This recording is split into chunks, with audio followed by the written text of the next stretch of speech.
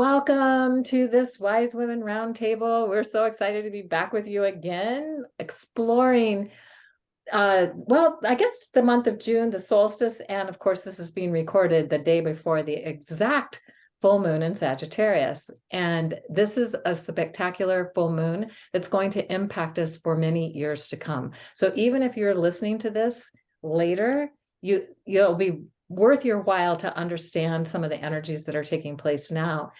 Having said that, I don't know that we can fully understand the energies, but maybe have a concept or a connection to some of what's going on, because it's beyond my ability to fully understand or comprehend, because it's just so out there. So first of all, Sagittarius is the archetypal energy most connected to the spiritual quest, or the expansion of consciousness through the widest possible experience, to keep expanding and expanding and expanding. It's not like you get to a certain level of consciousness or awareness and then you're done. It's like you get there and then there's more. It's like you climb that mountain, then you see a bigger mountain. Like, oh, now I'm going to climb that mountain. So it's constant expansion always going on. And that's one of the things that keeps Sagittarius present and entertained, because it gets bored if it's not something that it can look for to expand into next. So there's all this expansive energy with a Sagittarius full moon already. And then we add some factors that make it a unique and rare full moon. And one is that it's aligned with the place in the sky that astronomers have defined as the Great Attractor. And the Great Attractor is this thing they don't really know what it is. They can't see it. They know it's there. It's attracting thousands of galaxies, maybe even millions of galaxies toward it. Like our galaxy is going towards this place in the sky at 1,000,000 miles an hour, or 24 million miles a day. Like that is so fast we can't even necessarily comprehend it from our human perspective. And even so, even going that fast, it'll be probably millions of years before we get close enough to even begin to understand what it is. And they can't see it. It's like behind our galaxy, and it kind of bends the perception of our galaxy out in space in the direction of the Great Attractor. So why do we even care about that? Well, when there are planets, a full moon, especially in this area of the sky, it is drawing our attention to what are we attracting. And we attract to us based on how we vibrate. So if we're vibrating in a place of love and joy and compassion and kindness and caring and high vibrational energy, then that's what we tend to attract into our life. If we're in a place of depression and anger and frustration, that's not a bad thing. That means that we need to really feel those feelings so that we can transmute and transform them, so that we can get to the place where we can be attracting to us the energies that we would most like to experience. So what are we attracting? And the full moon is putting a spotlight on that. And that's something for us to consider. Now, the thing that I also am really aware of is that we often tend to give ourselves like, oh, I need to make this intention, or I have to create this possibility, or, I need to work with this energy in a certain way. I feel like part of this is also about surrender and allow the energy just to inform you, and to be attuned to it, and to realize that however you're showing up now, this is a seed point for at least the next 19 years when this full moon comes back to the same place in the sky. It'll come back in 19 years to, around the 3rd of June, around the same degree, that kind of thing. So, and with the nodal energy being the same and all of that, it's this 19-year moon cycle. So we're seeding something for 19 years here. So we don't have to have it all figured out. And that can be just a relief, like, oh my gosh. The thing that, the other thing is that this full moon, the moon is with Antares, the heart of the Scorpion. And that heart star is near the center of our galaxy. So it's like the galactic heart star, the star that marks the heart of things.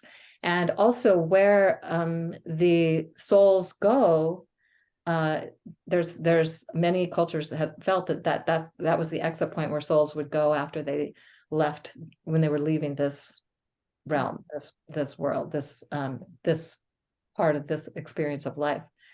And then that means the sun is with Aldebaran, the eye of the bull, the star, the star that marks our perception, how we see things, how we perceive reality, and that connection between the heart and the mind. So how are we feeling and how are we thinking? And these are the most powerful creative tools we have. When we can feel excited and aligned with the things that we're thinking about and feel them as if they've already happened, then they will manifest in our reality. Sometimes there's things in our subconscious that get in the way, and it's an opportunity to also see what that might be. What are the limiting beliefs and things that get in the way of that? But I'm feeling, for me, that the thing I really want to focus my energy on is just love. Just how do I keep vibrating with love for myself, for everyone around me, for the world, for our planet, that kind of thing. So that's probably my simple intention. I just want to do that. So the other thing is that not only is this full moon with the Great Attractor, not only is it connected to Antares and the sun with Aldebaran, but it's an out of bounds moon. And so this will be, again, in 19 years, it'll be an out of bounds moon again, because it's part of that 19-year cycle. So we're coming into the 19-year lunar standstill that will be exact in 2025, but the months, many months leading up to that exact point is happening now. So whenever the moon is in Sagittarius, mid degrees of Sagittarius to mid degrees of Capricorn, it's likely that it's out of bounds right now. And so that's what we're going to experience. And it's 2 full degrees outside the boundaries of the sun, meaning that it's a wild card factor. Anything can happen. So whatever we think, there's this just unpredictable nature of this energy. And that's a good thing, because if we're really, how do I want to say this? If we're really seeing things a certain way and kind of stuck in that way of seeing it, then the growth and evolution and possibilities are not present for us. So if we can be open to and surrender to the wildly unpredictable energies that are available to us now, what could we manifest and what could we experience that we've never even imagined? I think that's exciting. So in addition to that, Jupiter, which is very expansive energy, also is still conjunct the North Node, and it's expanding our sense of possibilities. And they're both in Taurus right now. They're going to stay within 10 degrees until July 8th. So they're within like 3 degrees, actually they were exact just a couple of days ago. So they're going to stay within 10 degrees until July 8th. So it's another time when we might have visions and possibilities coming to us about our future. What's the future destiny for ourselves individually and for our planet collectively? That's exciting. And it can be something that we've never even thought about. It's to dream the impossible dream, and dream beyond anything that we've ever imagined as the possibilities of what can happen for us in our personal life and our co-creative collective reality. So this is an awesome time. And then of course, this will take us up to, there's a new moon in Gemini that will be happening on June 17th and 18th. It'll also be out of bounds. So it's going to continue this outside the boundaries energy. It's going to be between the horns of the bull and the constellation of the bull. And the horns of the bull, in many cultures, these stars were seen as the gateway to the Elysian fields. So here we go. Elysian fields being like heaven on earth. So it's this possibility of planting additional seeds for living heaven on earth, with the new moon coming up on June 17, 18, depending on your time zone. Also out of bounds, also this amazing energy, and it's going to be squared by Neptune. So dreaming into those, dreaming the dream, whatever the dream might be, whatever we want to be dreaming into. And if we don't know what we want to dream into, then just choose love. So that's happening right before the solstice. The solstice is when the sun reaches 0 degrees Cancer. It's happening on the galactic cross at the galactic edge. I've spoken about that before, and I'll put a link to a video that explains more of the what's going on with the solstice. And so all of this is just taking us right up to the solstice energy that is so profound, so profound. I don't even necessarily have words to describe how profound this feels when I'm tuning into what's going on. So with that, I think I'm going to turn it over to Sarah and see what she has to say, because I know she's had some insights about what's coming. Thank you, Kaylin. Yeah, so it's very helpful for you to share all of that, because it helps me tune in to what I've been experiencing. My Mars is actually in Sagittarius, so I can really feel that expansiveness, which makes it quite difficult for me to talk about it. A little bit like you were saying, because it's so expanded. It's like a feeling that I just want to be with it rather than talk about it or define it. What I have been experiencing myself, and one of the ways I have been supporting myself in a very sort of coincidental way, and of course none of us know, we all know that those things don't exist, that I started about a week ago, taking a pink yarrow essence. And I know yarrow has been a bit of a theme of our meetings, and it suddenly occurred to me today when I thought, yeah, pink yarrow wants to say something. And I thought, oh, yarrow again. So for anybody that hasn't met a yarrow plant before, or just to remind us, they probably grow quite near you, because they seem to be pretty much everywhere. I spent years feeling really left out because everybody seemed to have had met a yarrow apart from me. And one day I looked down literally at my feet and there was yarrow all around me. So I suspect it might be the same for many people. So they're little tiny, well, they're not that tiny, but they probably grow about that big. And they grow wild a lot, and they have umbel heads. They're like little pin cushions, and they can come in all different colors. White is the most common, and then there's a golden yellow yarrow, a crimson one, and a pink one. So my knowledge or my experience of them is through the essence world. So the one that I've been using is a pink yarrow, and I started taking it. I don't know why I started taking it. My mind wasn't really present to the process.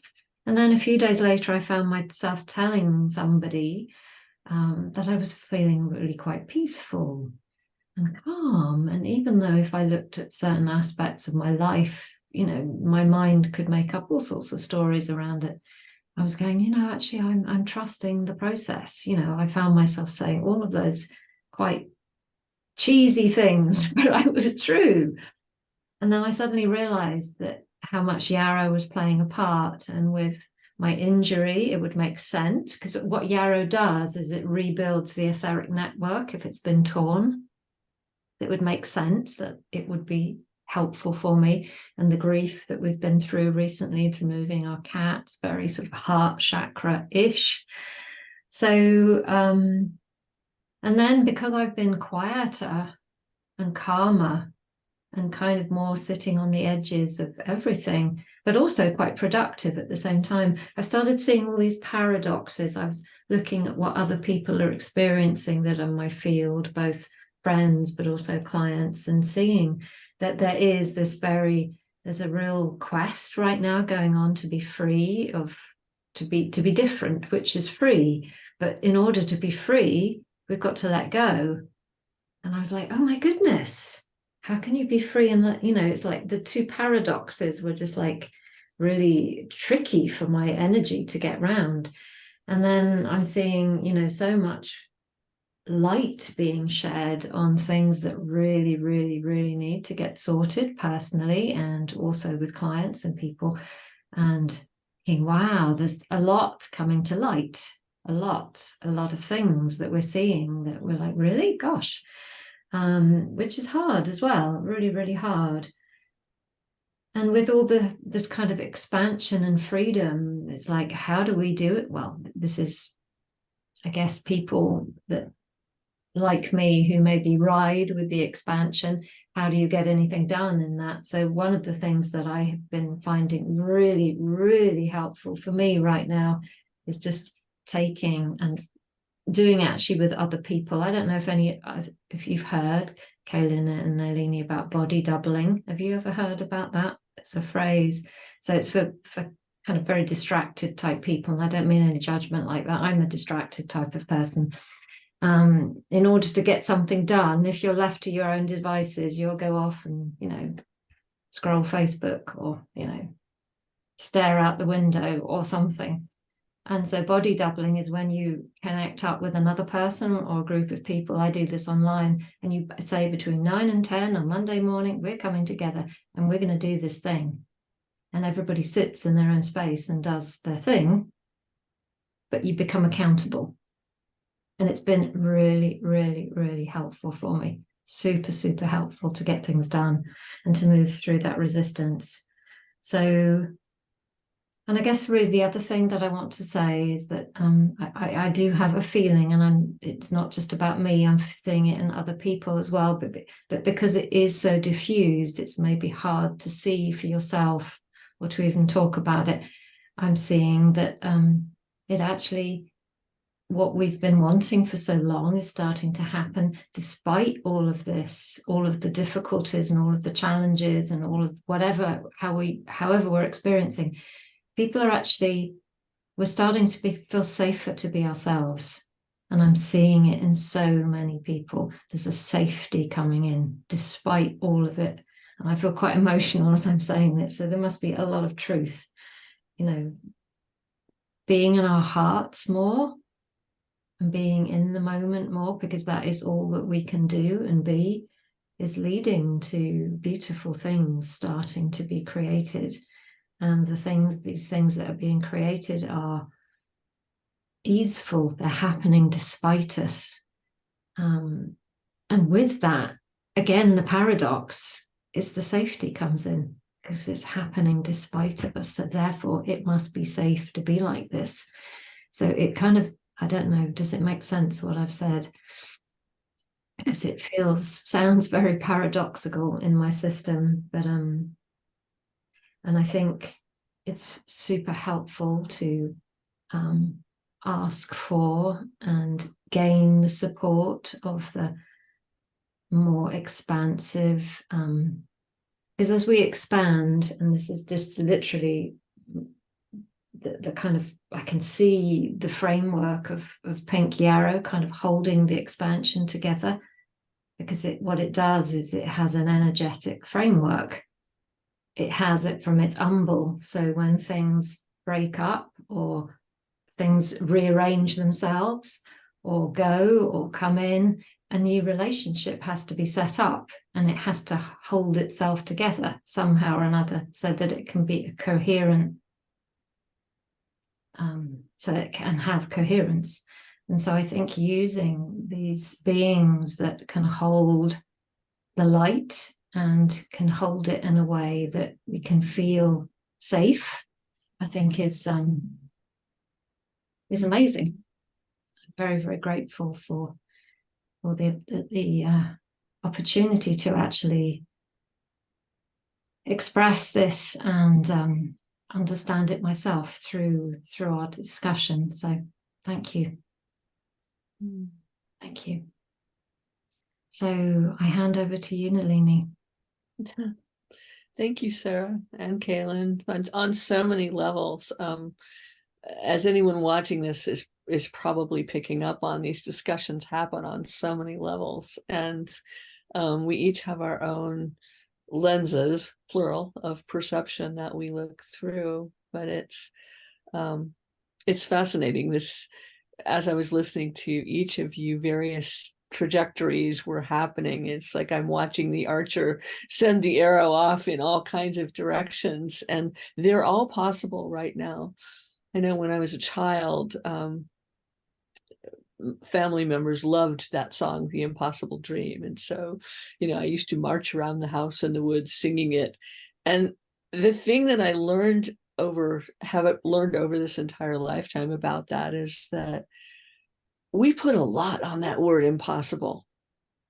And that's largely a source, that projection, and lots of other words, lots of other boxes, is a source of our limitations. And there's difference between a limitation and a limit. We all set limits, parameters, one might call them, for coming into an incarnation to have certain experiences. If one didn't, one would sit around kind of like we're all feeling right now, sort of, this feels really good and all diffuse and great. And we wouldn't have those experiences, perhaps. But the interesting thing about setting those limits up, I'm no mathlete, but one thing I always remember is there's a premise, a given, that says when a limit approaches infinity, this always gets me, the limit does not exist. And so what if part of what we're being called to, attracted toward, are these parameters that will not feel like parameters to us? They will barely feel like crystalline strands of energy. And yet we're being shown that these are higher octaves, not better truth, but higher octaves of what actually is possible. And that all of that, impossible stuff we're supposed to do to earn our mountains and our merits, those were really just adventures that we bought into, we designed or bought into or collaborated with, whatever your perception is. And those are what's being taken away. And without that mountain there, what would our life be like? So yes, we have these circumstances pulling us, what feels internally like paradox. And the thing about a paradox is always that one of your premises is incorrect, or maybe both of them. Maybe it's something to be transcended. And what I've noticed lately, what I've been feeling, and I can only speak to the science of this about this much, but what I've been feeling lately is I've learned about the larger forces, these nodes that may be black hole anomalies. We're not sure. The scientists say they know, but I don't know. But beyond the Great Attractor are the Shapley Attractor and the Dipole Repeller. And that these points in space do form a sort of spiral toroidal energy field. And what I felt when I saw a depiction of this, it was from Julia Velez, but I saw this picture of the Shapley Attractor and the Dipole Repeller. And we think in terms of duality here, either or, even the Tai Chi symbol, positive, negative, masculine, feminine. We think in terms of this polarized states. But it occurred to me, in a conversation Kaylin and I had a while back, I think she made me say it again so she could write it down. But what happens when the butterfly becomes the Hunab Ku? And that's the galactic butterfly from Mayan cosmology. And what I was seeing when I was looking at the Shapley Attractor and the Dipole Repeller was exactly that. And we tend to think, well, one's attracting and one's repulsing. But what happens when they're flowing in the same direction? Because that's what I was feeling as I looked at this and started to meditate with it. And it felt as though the Great Attractor, yes, because it's so very present and closer to us, even though millions of galaxy miles doesn't seem close, but it's pulling us, it's extracting us out of our old reality construct, literally like birthing us, not with forceps, but with great flow and ease and nourishment out of what was. And the repeller, instead of pulling us back, it's pushing. So instead of having a push-pull this way, we're being moved galactically, cosmically, through the universe, through spirit, in a very, very new direction, new timelines, new trajectories, new bow, new arrow, new centaur pointing it. We're talking Sagittarius here. I have Sag on my North Node and my midheaven, and so this to me just feels fun and exciting. And yes, these are directions that where I've always been pointed, but are they the same ones I don't think so, because there are so many variations. There are so many infinite possibilities, so many infinite dreams. And I'm noticing this as I have been contemplating this and, thinking, oh, the scientists will probably tell me I'm wrong, but I can't help what I'm feeling and seeing. And so maybe I am, but this is the lens of perception that I'm being shown at the moment. It's this huge drawing and being pushed from behind, getting that turbo boost. And that's what a solstice always is. This full moon going into the solstice, when I look at Gaia and I look at our experience, it's very similar to the last equinox in March, where I just see this platform change, where all the frequencies, all the energies are just moving about 3 octaves up, higher, faster, broader, deeper. And our bodies aren't playing catch up exactly. They know what to do. It's the mind-body interface that's saying, as both of you were saying, whoa, wait a minute, does that feel safe? Is that okay? And what Source has been saying to me has been, it doesn't really matter if it's okay with your mind-body continuum or not. This is happening. And so how are you going to acclimate? How are you going to integrate? And it's not a doing on our part. It's just Source is always there for us saying, let me do it. Just give it over to me. Let me do it through you, as you. And right now, that as you, those last 2 words are so very important, as we own, not in an egotistical way, but we own the integration of our multidimensionality, our place in the cosmos, and how those infusions come through us every day, every moment. And we've just been taught to ignore it. We've been taught to parameterize. We've been taught to set limitations. And what if they were all taken away?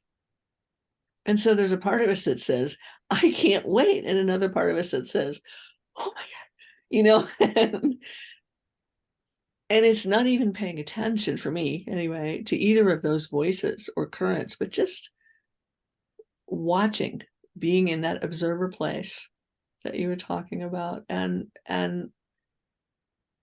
being one with the oneness of the excitement of it and the joy. And that feeling, that current, is love. What else could it possibly be? That creative force. And so, through us, as us, and owning all of its shapes and forms. We're all having memories, and old stories come up, little bits of them a lot, and they're crunchy and itchy, and ooh, I didn't like that, and ooh, I'm sort of ashamed of when I did that, or ooh, that was weird, or here's a whole weird story that came up in the dream plane that is probably trying to work something out that I don't even remember. Best to just let it go, let it move through. It's just like, oh, that's like a little piece of muck going down the river. And as Abraham Hicks is famous for saying, there's nothing you want upstream. But just, we all have our own lenses of perception for how we look at this. What Source has always used me to say is, you are the river, you are the flow, you are the cosmic currents. What one feels good today? That water feels good, that feels exciting, that feels fun, or that feels peaceful, or maybe all at once. And we're at a place now where we can choose to own the sovereignty of that through us, as it's moving through the cosmos, as Gaia is moving through the cosmos, as our body elementals are moving through all of that. And we can't possibly pay attention to that with our minds, but letting our hearts feel that and letting go in a way that our minds probably don't think is possible. But we'll do it anyway, just because it's fun. So I'm so looking forward to the full moon is tomorrow night where I live, and then the solstice, which is just, again, like all of you, I am out of superlatives. I cannot find the words to say what this energy is. I think we need to observe and really, really enjoy. So thank you, ladies, for being here with us today. And thank you, everyone who might watch this later and just enjoy the magic of life that we're being enveloped within. Beautiful. Bye, everyone. Bye bye, everybody.